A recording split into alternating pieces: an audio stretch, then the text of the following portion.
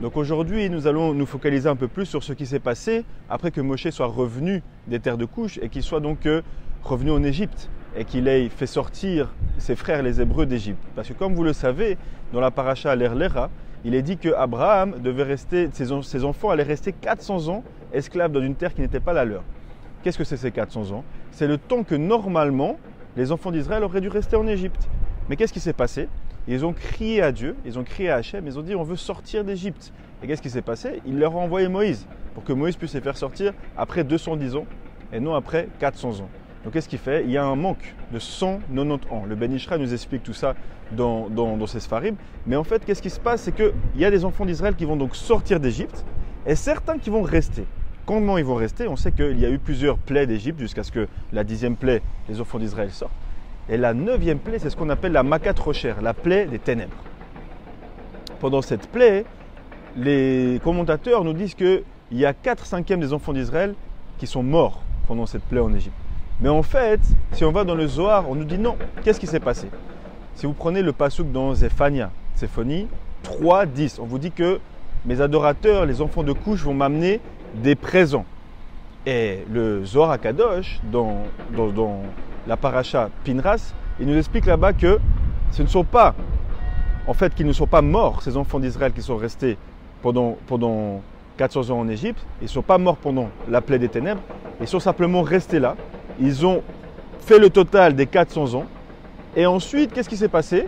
Nous savons qu'il y a eu des invasions en Égypte par les Hyksos et autres, les peuples de la mer. Et ils sont simplement descendus un peu plus bas en Afrique centrale. Donc nous avons le peuple qui se sépare. Il y a ceux qui, après 210 ans, sortent avec Moïse, avec Moshe, pour aller en Eretz Israël. Et il y a ceux qui restent en Égypte pendant 400 ans, qui, en fait, prennent sur eux toute la réparation de ces 400 années à rester en Égypte, et qui vont donc rester et ensuite descendre en Afrique centrale et former ce qu'on appelle le royaume du Congo. Donc nous avons maintenant deux pôles. Nous avons le pôle de ceux qui sont partis en Eretz Israël et le pôle de ceux qui sont restés en Égypte et plus tard en Afrique centrale. C'est pour ça que dans les deux côtés, nous avons un instrument qui est représentatif, c'est-à-dire c'est le shofar. Le shofar, c'est ce que les enfants d'Israël, en sortant d'Égypte, donc en arrivant en terre d'Israël, avec Yoshua bin Nun, vont faire tomber les murs de Jéricho. Et c'est aussi cet instrument que l'on utilise au Congo jusqu'à aujourd'hui, plus particulièrement dans la région de l'Équateur. Alors, on va vous montrer à quoi ça ressemble et vous allez pouvoir vous faire une idée par vous-même. Cet instrument-là, c'est vraiment l'instrument qui emblématise, on peut dire, la relation entre les Bnei Israël qui sont restés en Égypte et ceux qui sont sortis. Et le Zohar nous explique très bien que qu'est-ce qui est la spécificité de ces enfants d'Israël qui sont restés 400 ans en Égypte?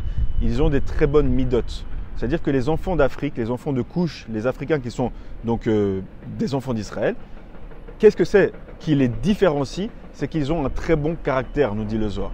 Il nous dit qu'ils ont vraiment, ils sont devenus maîtres dans l'art d'être des gens bienséants, des gens qui ont de la patience, des gens qui ont un bon caractère, qui veulent aider les autres. Et c'est ça vraiment, on nous dit, le secret de ce passouk dans Séphonie 3, Zephania 3, 10.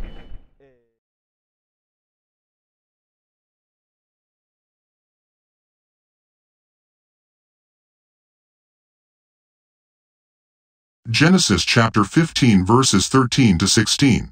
And he said unto Abram, Know of a surety that thy seed shall be a stranger in a land that is not theirs, and shall serve them, and they shall afflict them 400 years. And also that nation, whom they shall serve, will I judge, and afterward shall they come out with great substance. And thou shalt go to thy fathers in peace. Thou shalt be buried in a good old age. But in the 4th generation they shall come hither again, for the iniquity of the Amorites is not yet full.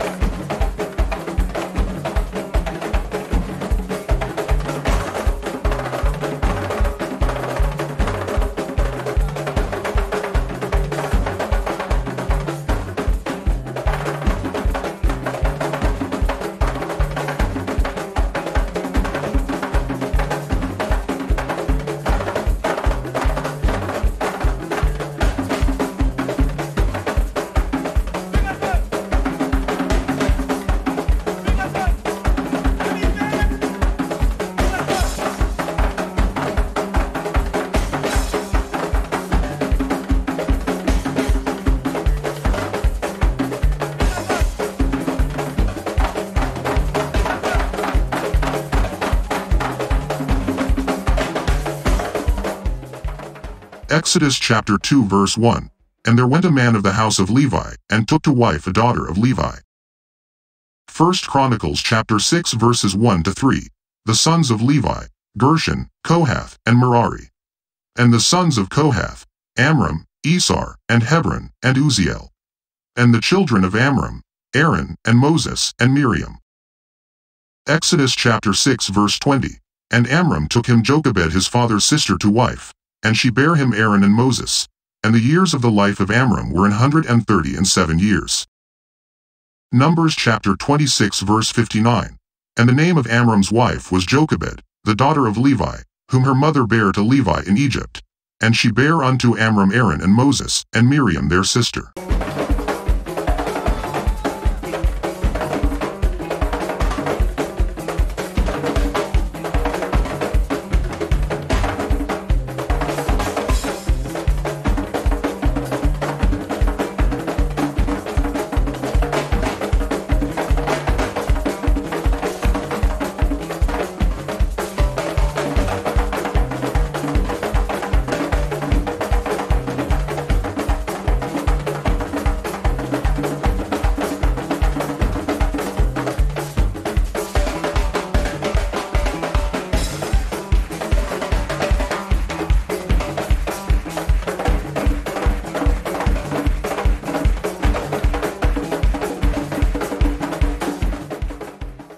Genesis chapter 15 verse 14. And also that nation, whom they shall serve, will I judge, and afterward shall they come out with great substance.